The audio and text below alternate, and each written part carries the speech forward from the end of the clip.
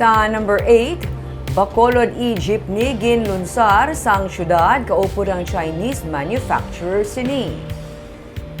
Wala pa man matukod ang ginaplano nga manufacturing plant sang Chinese company nga Feng Shuan New Energy Power Technology Corporation sa Bacolod, may cooperative na nga nabase sa Cebu ang magabakal sang ilang nga electric jeepney. Kainadungan nga ginpirmahan ang ila kasultanan sa launching ceremony sang e-jeepney sa Bacolod City Government Center.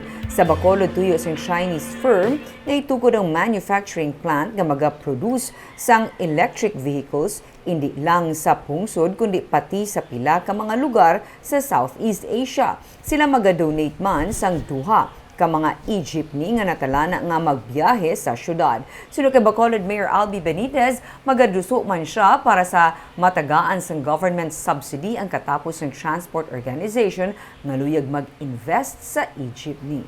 Kabalo naman kita nga ang global trend, ang direksyon nga ginakadtuan sa mga iban nga mga countries sa bilog nga kalibutan is really going electric to address the issue of climate change or global warming. So yun na ayo Manila, so I will elevate this sa national government to provide if we can get a bigger subsidy kay electric na niya. No? Nag-subsidize ganin kita sa modernized jeepney nga hindi sa electric vehicles.